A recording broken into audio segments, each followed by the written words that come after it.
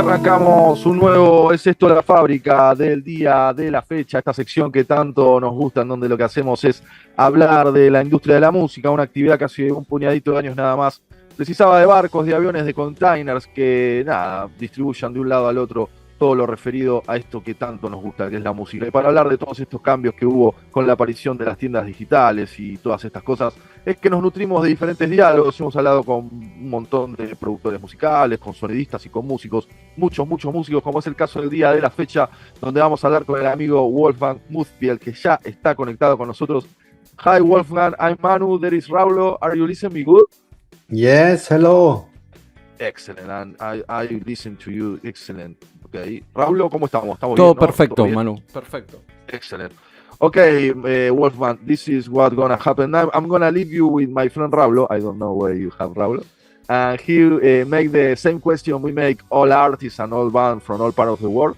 And later we're gonna talk about from the present of your music, okay? All right. Perfecto. Listo, sí. Raulo, ya estamos en vivo, mandale, se ve, perfecto. Se escucha, todo sí, perfecto. Sí. Wolfgang, we are really happy to meet you. Thanks for your time. It's incredible to meet you. We've been listening to your music all these weeks, so it's incredible what you are doing with music and art in general. So we are going to start with the interview. Please tell us your full name, where are you from, and how old are you? Wolfgang Mutthspiel. I am 61 years old and I'm from Austria. Perfect. And can you tell us which is your first memory of you listening to music? The first memory is the choir of my father. Your father was a musician too. He has conductor of a choir. Wow, incredible. Un coro. I'm going to make a little translation for the Spanish listeners. Bueno, nos está contando Wolfgang, tiene 61 años, es de Austria, y el primer recuerdo es escuchando el coro del padre, así que increíble experiencia. Sí. And can you tell us which was your first instrument and which was the first song that you learned? The first instrument was the violin. I was 6 and I don't remember the first song actually. It's okay. I played piano before, but only by myself without a teacher. And then with 6 I got a teacher and started to learn violin. See, this is a kind of personal question. If you want to answer the question, it's okay. When you were young, which kind of people do you met? Because I was a heavy metal. I have a black t-shirt. You have a black t-shirt. We are friends, you know. And when you were young, you only play with people that plays music or everybody? No, when I was young, it was not about music or any other interests. Just whoever I met, you know, the people who went to my class and that kind of thing. Not yet. Later that became interesting. Who listens to which music and jazz music later, you know. But in the beginning, no, it was not important. Perfect. And can you tell us were there any places to study music for free, or you always have to pay to learn music? In Austria, there are music schools that you can go to, and they are not free, but they are not expensive. Okay. It's pretty easy. Pretty much everybody can learn an instrument. Perfect. And can you tell us, when you were young too, where does the music came from? From the radio, from your family, from the TV? From the family. From the family. Wow. So there was a lot of singing. I'm the youngest of 4 kids, and my father was a musician, and there was a lot of singing together. Singing, so 4-part singing. You know, I think most of my music education was this actually. Excellent. More than the instruments, like the singing, you know, how to keep your voice in a song, you know. That was really important experience, and I loved it. We loved it. We loved to sing together. See, and you think that was direct into your heart and the way that you express yourself and with other people?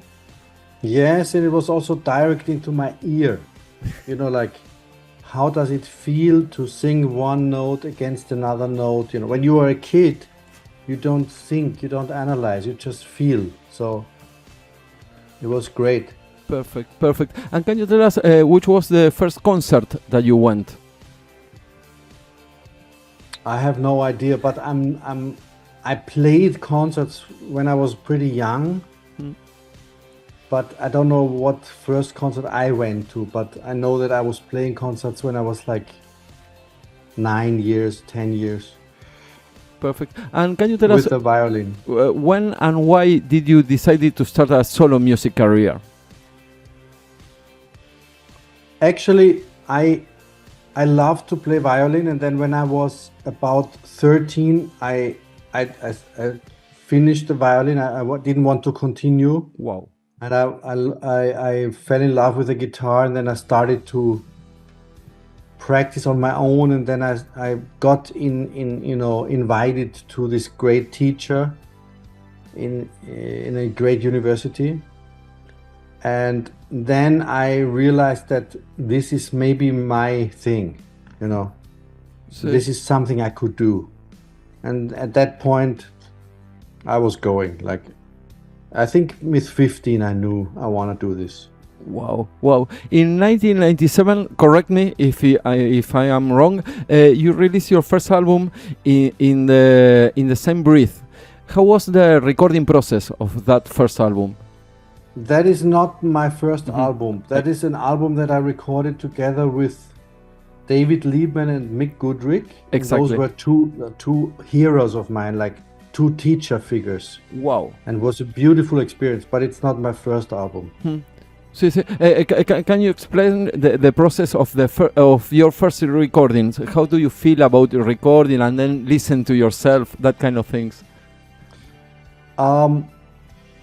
Usually it was very exciting to be in the studio and to record, but usually I didn't like it. Actually, only lately I can listen to it and be okay, you know. But usually I did not like the result, and I was overcritical and over strict, you know. So this is something I would tell young musicians. It's like, do your best. Don't be too hard, you know. Do your best, and then that's it. Don't be too hard on yourself. Don't be your own police, you know. It's not good. I love that. Don't be your own police. I love that. Excellent. See, in May of 2026 of this year, you released your last album, Atlas. No? Can you tell us about that things, the recording process, and how do you produce Atlas? Well, this is the band that I have with two musicians from Europe. One plays a trumpet and one plays piano. So it's quite an unusual instrumentation, guitar, piano and trumpet. And we've played a lot together live. We took a long time to make a first record. And then it was a beautiful time in the studio because we knew the songs very well and nobody had to read music, and it was pleasant. And of course studio is always interesting because you see yourself in this microscopic view. You hear every little thing, and you know, this is kind of the truth studio. And so it's always work. It always takes big concentration to be really ready for the take.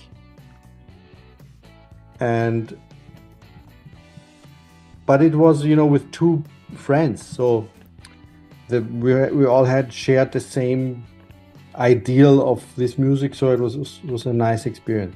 Beautiful what you're saying. See? And this is a kind of a new question for us. How do you feel about the pressure of playing live, you know? Because I think that we have the chance to speak with concert players, piano players, and that kind of things in a really high level.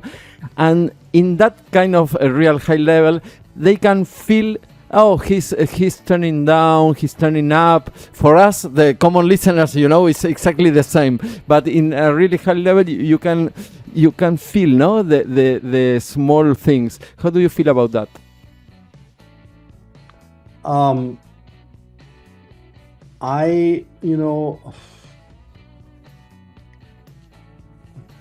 I basically try to be really in the music and be really in the sound, and really, and when I achieve that, when I'm totally inside the music, then I don't think of anything else. Then I don't think of the audience. I don't think of the mistakes, But when I'm not in the music, then I start to think, oh my God, do these people like it? Or, my fingers are slow and, blah, blah, blah. But it's always the same process. You basically trust and accept the moment, embrace the moment.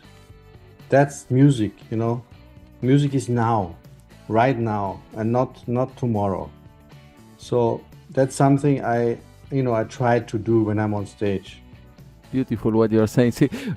Sorry, I'm going to make a little translation for the Spanish listeners.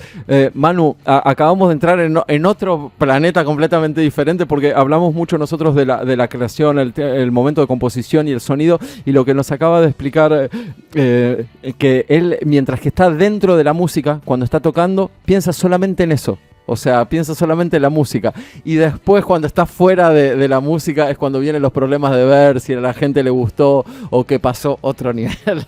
Otro nivel. It's beautiful what you're saying about being inside the music, That is beautiful. You are the first person that told to us that. It's beautiful what you're saying. See? And Manu is a guitar player. I'm a bass player. Can you tell us something about the sound? I have the chance to go around Europe, and every city has its own sound. You think that is possible, or maybe not? Now it's more global, the things. I think that every person has his own sound. And I think every person has his own sound, and every person has his own colors, and they are really different from each other. Our bodies are kind of the same. It's always the heart here, and always all the organs. If we know one body, we know all bodies.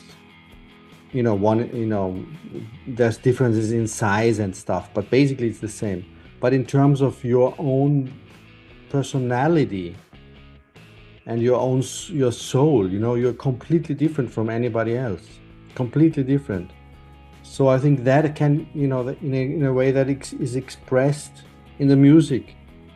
And the more you are you, and the less you are in a competition system somewhere with comparing with others, but only with yourself, the more these colors come out. So I think that's also a beautiful thing about music, is the audience usually wants to hear those colors. They're not interested in a circus or in a Olympic Games. Yeah. They want to hear you, and that's a beautiful thing. I love to be in concerts with people that doesn't know anything about music, because they feel different things, It's like I'm listening to one thing and they are listening to completely other. And when they are happy, is that the artists transmit that, and it's incredible. Do you know Wolfgang Piazzolla from Argentina? Sure. It's incredible. Of course. See, I have this. Is your radio program in Argentina? Sí, it's in Argentina, in a lot of countries in Europe, in Argentina and Latin America. We have listeners from all around the world. Sí, I'm living now in Barcelona, and Manu is in Buenos Aires. See, okay, that's why I'm making a little translation for the Spanish listeners. See, it's incredible. See. I have a big relationship to Guillermo Klein. Mira, Guillermo. Yeah. Argentinian composer and arranger, and very good friend. Wow. How did you meet him? We both teach in Switzerland, Wow. in a beautiful music school in Basel, Switzerland, and he's become one of a very important teacher there. So we know each other for many years, and I admire his work and I love him. Wow. And sorry the question, no, but when you are, I love the teaching of music because it's something difficult, you know, because the subject of each other is it's in plain, no? And when you go to that kind of level classes, you know, what did you teach? Technical things or most from the heart, from the soul? How are that classes? I would say that it really depends on the student, and I try to feel what he needs or she needs, but maybe one of the main things I'm trying to get to is that they know their taste, that they know what they like. Yeah. You know, not that they can play everything. That's not important. What do you like? What chord do you like? You know, what sound do you like? What song do you like? Then, you know, it's easier for them to make their own music. Because in schools, we are often in this encyclopedia mind, right? We need to know everything a little bit, and I have to play tango and bossa nova and blah, blah, blah. But I don't. I have to play only what I like, you know? So that's a big part of the teaching is to find out what you love. Exactly. Sí. And with the ensembles, with the sorry, Manu, tenías una pregunta, perdón. No, cerralo. Sí, no, le quería terminar de preguntar. We have the chance to talk with people from universities from UK, you know, Sweden and that kind of things, and they say that the really important things is when you met people, the ensembles, you know, and how do you feel about that? It's a really important part of the education. Absolutely, playing together, you know, which comes down to listening.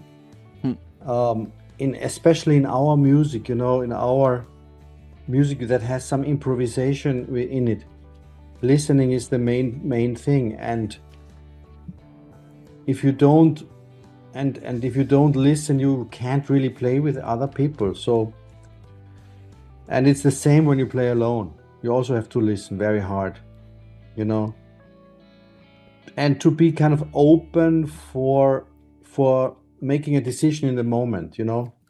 It's like not too mapped out. Like don't know. You shouldn't know too well what you're gonna do. You know, like if you go on stage, I'm gonna do exactly that really well.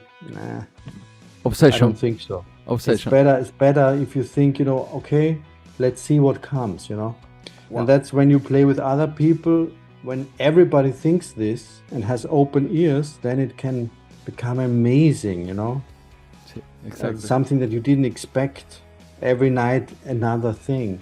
And if you play mostly what you learn and you want to deliver this, then it's more like the same every night, you know, even though it's good, but maybe less interesting. Excellent. Beautiful words. Manu. Muy bueno. Sí. Muy bueno. My friend, can the improvisation of the jazz, the essence of the jazz, actually be taught, digamos, or teacher can only provide the tools, and each musician, each person has to find her own voice? Yes, that's a very good question. I would say that every child can improvise. You know, if you take a child to a piano, a small child, they just bang around and they improvise and they see what comes, you know. And then basically this is an instinct that we always have to keep.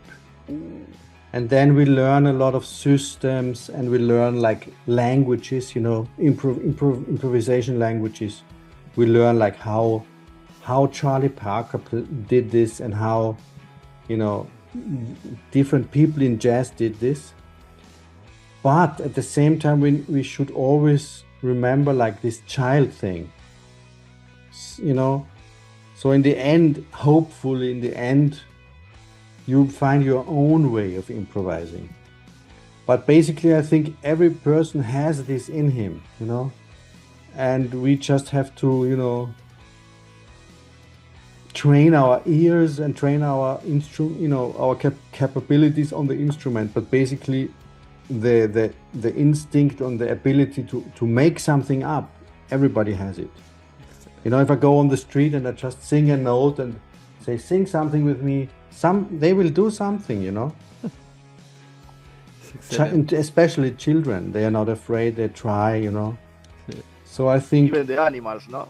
Yeah, totally. I mean, listen to... Yeah, definitely, like the communication between animals. Yeah. So basically we have to, you know, we learn as much as we can about harmony, about melody, about rhythm, about everything. But when we are really improvising, we forget all of these things and we are just like a child, you know, making up something. Beautiful. A few years ago, I saw the Polish band Pink Floyd. I don't know if you know, it's a free jazz band. Oh yeah. And I like to ask you about free jazz. What does it mean to you as a listener to music and as a teacher? Do you think free jazz is a natural extension of jazz, or it's something different? I think sometimes the term is misunderstood, because what does it mean? It just means that there is no written music. There's no agreements of what we're doing. We're playing completely free, which means when we start, we don't know what's gonna come. But free jazz can also be super harmonious. You know, we didn't agree on a tune, but I start with something very, you know, like a ballad with triads. This can also be free jazz. Free jazz is just empty page, and whatever you do is, you know, up to you. But it doesn't have to be like abstract, and it doesn't have to be harsh and dissonant. You know, sometimes it is, but sometimes not. So I think people are afraid of free jazz because they think it's always ugly and loud. But free jazz can also be, you know, like when Keith Jarrett plays alone, sometimes it's free jazz because he has no tunes, but it's sometimes very harmonious, you know. So I would say free jazz just means no agreement.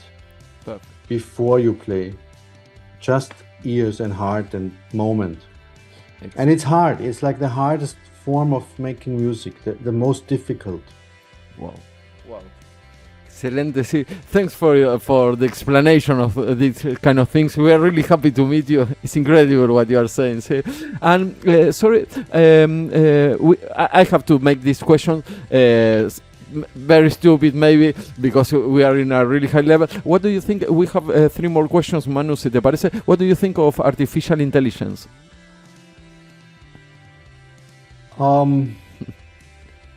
I know that the one music that cannot be faked is jazz, because especially live music, you know. So that's what, like, I was thinking about this lately, like what we do on stage, you know, jazz musicians, you cannot make it without this human, you know, spirit. Excellent. So this is something the live concert becomes more and more important. And with the recorded music, it's less and less clear if it's really from a person or not. Perfect. So, for example, also I was faked, you know, by AI. I saw records of myself that AI made, you know. Wow. On all the platforms. Wow. But I must say they sound really bad. Luckily, they sound really bad. But generally, I think in terms of art, AI can be an assistant to the producer. I think it could be a very helpful assistant. But AI has no taste, you know. AI is like is a combination of all existing information, but it has no taste, so it cannot be artistic. Perfect. And the main thing about an artist, he has a taste. say the two words, taste and art. They are completely close. Perfect. Two more questions. Manu, ¿tienes alguna pregunta más? Yes. If you have to explain the birth of jazz, how the jazz was born, what kind of social and cultural environment made it possible for you, like as a teacher, you know? Historically, you mean how it was born? Yes. Well, it's basically, you know, it was born out of that combination of African music and music from the United States, and at that time those two forms of music were mixing, and basically it's black music, you know, until much later in the history of jazz. It is really black music, a mixture of African and Afro-American music that was, you know, that was the nucleus of jazz. And it has to do with the music that the Africans, slaves, brought with them to the States, mixed with the music of Afro-Americans in the States. So, you know, it's really a black story. It's a story of black music, which developed very much throughout time, you know. And at this point, jazz is a very international language with people who speak this language in all parts of the world, but the history is really black. Perfect. Thanks for that. Two more questions. Can you tell us something about your future plans with music? Yeah, I have a lot of projects in my head. Like, some of them I might be able to do, some of them maybe not. But now I'm thinking about a project now that has a jazz trio with guitar, drums and bass, and a string quartet. And because I come from the violin, so I have a big relationship to string quartet, and I'm gonna write music, hopefully to combine the two worlds. You know, I don't want the string quartet to be the accompanist to me. I want that everybody is kind of equal and in a dialogue. So I'm in the process of writing for this project. Wow. Then please, we are going to check your project. No problem with that. But when you have new music, you can send to us. It's beautiful what you are saying. See, I don't know how to say. Wolfgang, thank you for your time, for this explanation for us. We have a really beautiful time. It's incredible to speak with you. And we are going to show your music to a lot of people, so don't mind about Wonderful. that. Just to finish the interview, we are going to play Might This Be the End? You know, the song that you play with the trio. Can you explain to us what that song represents to you? You know, I name the songs always after I made them. So this song just reminded me of an ending, and, you know, that feeling of something comes to an end, and that is sad, but at the same time there's maybe a possibility for something new to start.